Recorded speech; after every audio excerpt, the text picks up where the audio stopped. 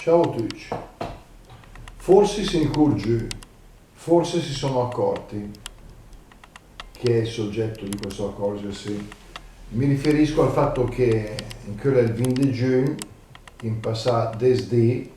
da quanto si sono i risultati di elezioni, sia europei che di comuni, e si sono già sprecati commenti a non finire, però una cosa devo dire che su un dato che mi aveva preoccupato già nelle elezioni precedenti e mi ero permesso di segnalarlo più volte, e cioè la continua decrescita, il continuo calo dei votanti o comunque di chi ha espresso un voto, e si è verificato alle europee in maniera sensibile, un po' meno le comunali, ma lo sappiamo perché chiaramente quando uno vota per il proprio sindaco o il consiglio comunale magari ci tiene un po' di più, e devo dire che contrariamente alle volte precedenti, cioè alle elezioni regionali in Abruzzo, a quelle in Sardegna, ad altre consultazioni elettorali, stavolta devo dire che davanti al dato oggettivo di un italiano su due, anzi più di uno su due come media, che non si è recato alle urne, i primi commenti sono stati di questo tipo. Tutti noi, tutti voi possiamo andare a cercare sul sito dell'Unione Europea sull'affluenza per paese la media del 51%, noi siamo al 48,31%, il Belgio, che è quello che ha votato di più, cioè dove hanno votato di più i cittadini, l'89,82%, quindi quasi il 90%, una percentuale che avevamo anche noi una ventina d'anni fa, forse poco più, mentre la Croazia è quella che ha la percentuale inferiore del 21,35%. Ora, il mio scopo non è essere qua a fare la classifica fra i vari stati europei, ma guardo un'inca nostra, e soprattutto vorrei guardare al fatto che siccome giustamente chi ha ottenuto più seggi si è tutto contento che ha vinto, devo dire che chi ha preso le batoste elettorali ha riconosciuto di aver perso, questo era abbastanza evidente, ma la cosa su cui insisto, che oggi di più di una volta, è che quando vota metà delle persone e uno dice ho preso il 25%, ma è il 25% di quel 50%. Adesso io, guardando i dati, ho preso dal sito del Ministero dell'Interno e leggendo, anche questo è consultabile da tutti, quindi non vado nei minimi dettagli, ma su poco più di 51 milioni e 200 mila elettori, questi dati sono un po' provvisori perché sempre il Ministero riferisce che nella circoscrizione di Roma, elettorale di Roma, stanno rivedendo ancora dei dati, però i grossi dati sono questi. Se ha votato il 48,31%, quindi circa 24 milioni e 700, tra i 700 e gli 800 mila elettori. Ora, però siccome i voti delle liste sommati, sempre tranne quelle sezioni che devono rivedere, da 23 milioni e 385 mila, facendo una rapidissima sottrazione, viene fuori che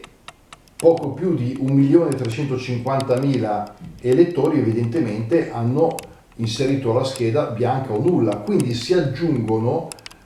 come effetto, non come evidentemente come tipo di scelta, ma come effetto a quelli che non si sono recati alle urne, perché sia chi non va a votare sia chi va a votare ma mette scheda bianca o scheda nulla, vuol dire che non trova evidentemente alcun partito a cui dare la propria fiducia.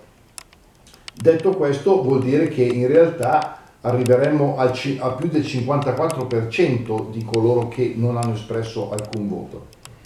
Io l'ho detto e lo ripeto, rispetto le scelte di tutti, che manca il risalter, è chiaro che per me, se uno proprio non vuole votare nessun partito, però sarebbe meglio che andasse nella gabina, come la chiamavo che Sciurla un po' di tempo fa, e piuttosto annulli la scheda e la metta bianca, perché non andare, a mio parere, non è una buona scelta. Però ripeto, siamo in democrazia e ognuno fa le scelte, però se alla fine il totale delle liste è quello che abbiamo detto, i due partiti maggiori, non cito tanto sapete quali sono, che hanno preso rispettivamente 6 milioni e 700 mila voti uno e 5 milioni e 600 l'altro, che nel computo delle percentuali hanno l'uno il 28% e l'altro il 24%, anzi 28 e 75 uno e 24 l'altro, che sono cifre corrette, perché è evidente che i seggi da attribuire vanno conteggiati sui voti espressi. Però se uno fa la percentuale rispetto agli elettori, cioè quanti hanno votato quel partito sul totale di quelli che avevano diritto al voto, il partito più votato in realtà avrebbe il 13% e il secondo l'11%. Ora questo lo faccio notare perché adesso che il governo è in balche, vuol fare tutte le riforme eccetera, l'opposizione si schiera contro, anche queste posizioni tutte legittime se vogliamo, poi vi darò la mia opinione su chi cosiddette riforme perché ne avevo già accennato, ho cominciato a parlare al 2 giugno, festa della Repubblica, che la Costituzione stiamo attenti a toccarla, perché la nostra Costituzione veramente è stata scritta in maniera molto saggia, ha detto il Presidente Mattarella, saggia e lungimirante. Vuol dire che chi gen là, chi uomini e chi don là che ha scritto la Costituzione, hanno guardato lontano, hanno guardato avanti, hanno pensato a quel che poteva succedere e hanno visto giusto. Però pensare di porre mano a delle riforme dicendo gli italiani sono con noi oppure sono contro di noi, ma queste sono le percentuali. Quindi a mio modo di vedere un governo che sia nazionale, regionale, legittimamente eletto ha il diritto di legiferare, ci mancherebbe altro, però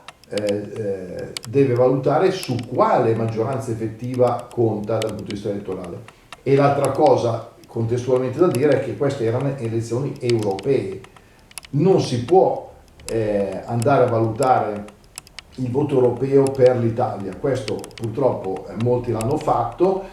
campagna elettorale come se fosse una conferma o meno del governo o dell'opposizione, ma anche questo secondo me politicamente non è corretto. Tra l'altro gli elettori, quelli che sono andati a votare, siccome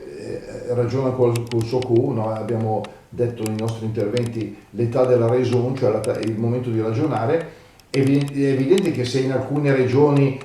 o comuni dove una certa parte politica ha prevalso alle europee, però il sindaco votato è stato dall'altra parte, ci sarà una ragione, perché evidentemente la gente vota secondo il candidato che trova per quel livello istituzionale. E quindi vuol dire, è evidente che giocare un voto europeo per la politica nazionale non è una cosa, secondo me, corretta. Dopodiché ognuno che la pensa come la vuole. Ricordo sempre che queste mie osservazioni le faccio nello spirito del Shur Carrera, che appunto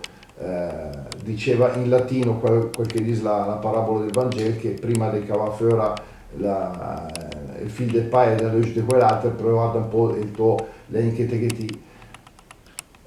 Però io avrò anche la trave, però le pagliuzze di questo tipo me ne accorgo, e quindi con molta umiltà, con molta serenità lo dico, e anche disponibile a sentire dei pareri magari difformi o delle osservazioni, per i quali già ringrazio tutti. Vi saluti, vi auguro una buona serata, buona giornata per domani, se sento un presto. Ciao ciao a tutti!